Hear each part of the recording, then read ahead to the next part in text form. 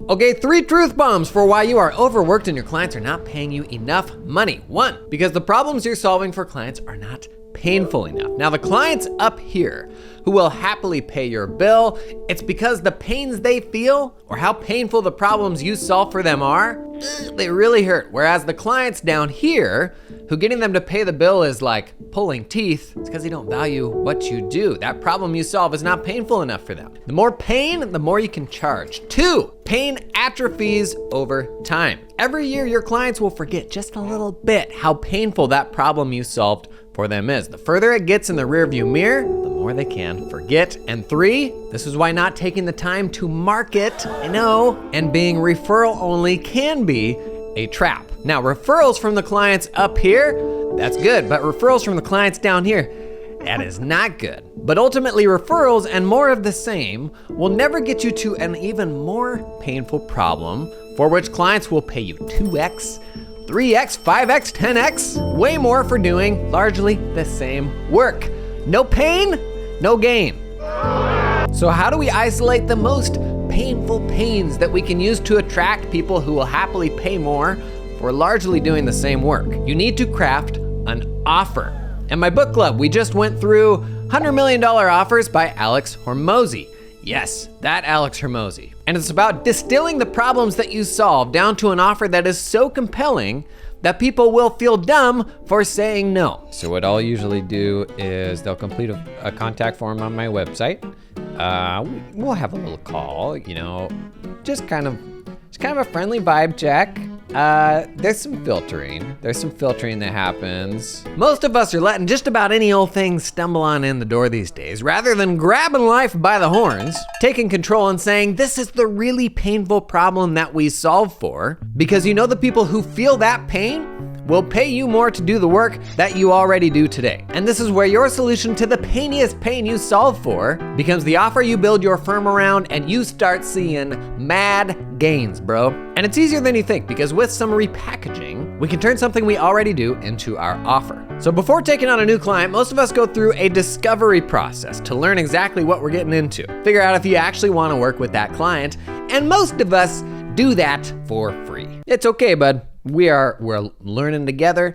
Nothing to be embarrassed about. Walk it off. We're gonna get there. But what if instead this diagnostic was our offer? It's not a forever commitment. You're gonna provide some value to the client, no strings attached. But here's the magic. When you blow them off their socks by giving them a great experience, when they then want you to be their accountant to do all of their work, they have already got their wallet out. They're coming in pre-dazzled, and they can't imagine working with anybody else at this point. And so when you start that ongoing relationship, man, where do you set the fees? 2x, 5x, more? The answer is more bigger. Okay, tell me more about this offer. Okay, your $100 million offer. 5 components to what Hormozi refers to as a gland slam. Nope, not a gland slam, a grand slam offer. Like Pete Rose. Again, the goal here is to get to an offer that is so good that somebody would feel dumb saying no. And by the end of this video, you're gonna have an offer you can swipe for tax firms, an offer you can swipe for accounting firms. Swipe it, retype it, go out there and Skype it. Ooh. Okay, first component of a killer offer is scarcity. The fear of loss is stronger than the capacity for gain. People don't want to miss out. And as a firm runner, you are probably very familiar with scarcity. We are up over our eyeballs, we got too much to do, capacity constraints and all that. But rather than be a victim to it, maybe for the first time, we lean into it. So people assign a greater value to the limited capacity that you have. It's as simple as putting out the number of slots that you have, and it's probably a number that you already have in your head. Hey, we've filled 65 out of 70 of these VIP tier slots. There's 5 left. Wanted to let you know so you didn't miss the boat. Second is urgency. Remember, we want to layer in each of these things to build out a killer offer. Urgency is giving them a reason to ask now. Hey, we only take in this type of client a few times a year, and this window is gonna close within a couple of weeks. It's not enough to make a killer offer. You gotta give them a reason to accept that offer today. Third is bonuses. Here we're getting into the no-brainer territory. Like in the made-for-TV ads where they're like, you like that knife? Here's a full set of knives. And you're like, I'm gonna be able to cut through so many shoes with these. And it's because the viewer has anchored their expectations for that initial offer. And when you layer in that other thing, they're like, Yeah, let's do it. Where can I sign up? Fourth is a guarantee. We're gonna offer an unconditional guarantee, and this is gonna feel weird in our domain, but we're gonna basically say if you didn't get any value out of this, we'll refund you all your money, no questions asked. Now, if your offer's actually good, this shouldn't be an issue. But in general, fewer people will take you up on this refund offer than you expect, and if they do, isn't it a good thing that you know that now than when you engage that person, right? Great job, you just dodged a bullet. Ultimately, this guarantee is trying to frame that offer as the person has absolutely nothing to lose by doing it, right? That's the goal. So if the guarantee increases signups by 20% and 10% of people ask for a refund, great. The people who weren't happy then are out nothing, but overall you made that offer much more appealing. Last is naming. And we're bad at this as accountants because we're afraid it's gonna feel scummy, and this whole thing is pretty weird, right? I'm not a diet pill, I'm an accountant. But you have to concisely communicate the value of that offer before the person bounces, because for every 100 people who will come to the website or see the social post, 99 of them will be out of there before they even finish the first line. Now, Hormozi spends a bunch of time on this in the book. He's got this magic formula for building names I won't get into here, but generally you need a word that's a killer hook. You need to identify who it's for and then provide either a duration or a goal. So your tax discovery process where you review a couple past year's tax returns. How about 14-day tax detox or optimize your tax bill in 30 days? And arguably the biggest thing here is getting more specific about who you're gonna help. Check out this graphic from the book. Let's say you're gonna sell a product around time management. If you just keep it generic, okay, what are you gonna charge for that? 19 bucks. But try time management for sales professionals. All right, maybe 99 bucks. Time management for outbound B2B sales, $4.99. Time management for outbound B2B power tools and gardening sales reps. That is so specific, $2K. But the reality is most of us are living like up here, too high level still. So the offer needs to feel like it's for a very specific type of person. Now I get this feels abstract, so we're gonna actually do it. We're gonna build out an offer for a tax practice, for an accounting practice, but first, check this out from today's sponsor, Financial Sense. We're gonna build a project template to automate a whole bunch of these diagnostics. So I'm gonna go to workflow templates, and I've got a lean by Halloween tax planning challenge. Here we have the internal tasks that need to happen each time, so review the prior year returns, for example. But here's the gold. These are client tasks. When we create one of these projects, the client's notified to take care of this stuff, and they are automatically reminded until they do so. So if you get a new sign up for your offer, all your team needs to do is kick off this project, and Financial Sense will relentlessly hound your clients until they provide all the necessary goodies.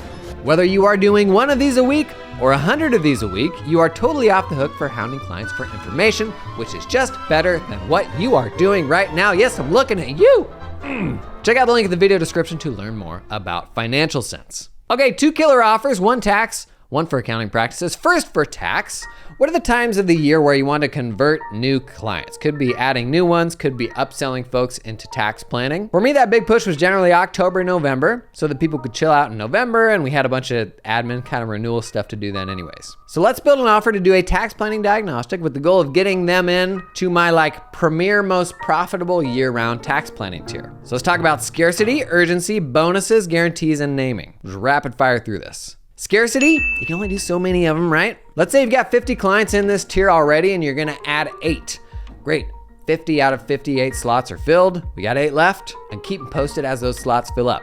Urgency, we are gonna cut off signups on Halloween, so we got November to get the work done. So you gotta sign up by 10/31. Bonuses, how about something like an entity structure review, some sort of one-pager that shows ballpark tax outcomes if they were, Schedule C versus S Corp or C Corp or whatever it is. That sort of stuff, which may seem kind of trivial to you, can actually be really value as kind of this add-on bonus to get somebody over the top. Guarantees. Now, we can't guarantee a positive tax outcome, right? But we can boil this diagnostic to, say, 5 tax saving tips. And you can say, if you didn't think these tax saving tips were worth your investment, we'll refund 100% of your money, no questions asked. And if anybody takes you up on that, well done, bravo, just dodged a bullet. That wasn't the client that you wanted anyways. Either because they're a pain in the butt, or maybe you really don't align with them. Maybe the problem you're solving for them isn't meaningful enough. Better to know that now than later. Last naming, obviously this is the 21-day spooky tax slim down for fitness coaches. So there you have it, a killer offer that's honestly like, you could totally just templatize it in your software. It's probably 3 email blasts to run, and a whole lot better than just sitting back and waiting to see what walks in the door. Now, let's do one more for accounting practices. I like app stack reviews. There's a lot of time and money to be saved by being on the right set of apps, and accountants know this more than anybody. I actually did a whole daily pod on this recently, how to productize this. I'll put a link to it up top. But this can be a great way to attract new clients, kind of roasting their tech stack. So we're gonna review their ledger for what they're using, what they're paying for software already, and offer some recommendations. So to cruise through the framework, scarcity. You take on 10 of these projects a quarter and 5 go to ongoing clients, so you got 5 out of 10 left. Now, important here is that you are updating people as you are near to selling out. This could be sending out another email. It could be a website that shows one was purchased 18 hours ago, now there's only 3 left. Like, somehow they need to be updated to know that these are going away. Okay, urgency. Gotta have a cutoff date. Usually half of purchases happen in like the last 48 hours in this sort of situation, when you send that final reminder. If you're really feeling cheeky after that, you could open it up for another couple of days or another few slots, but there's gotta be a cutoff. Okay, bonuses. Maybe you've got like a recurring payment report where you can put together a little one-pager summarizing, here's all the things coming out of the bank every single month. Oftentimes there's some easy savings to be found there. Then guarantees, honestly, it can be as simple as, if you don't think our recommendations were worth your investment, 100% money back, no questions asked. Again, if they take you up on that, that is great that you know that about the person now, that they're either a pain in the butt or you're not aligned with them. You just dodged a bullet. And last and most important, naming. Obviously, this is the springtime SaaS clean for cafe running bean queens. Now, arguably the very best thing here is when that bean queen has a positive experience, she's gonna be like, I gotta work with these accountants. Like, I can't imagine working with anybody else. Please take all of my stuff. And that is a whole lot better position to start a client relationship in than when they just come walking in the door and they benchmark your prices against the previous person, against the guy across town they talked to, right? Completely different. I'll put a link to $100 million offers down in the video description. It really was good. I get how the vibe may not be yours. It isn't really mine. But I came away with a bunch of great ideas that I hope will lead to you making piles of money. And if you are afraid of raising your prices, buddy, I got a video that is just for you. I made a hype track just for helping you get over that like hard conversation and get you the motivation to do what you know you need to do. Oh, wow. Well, thank you. I need that.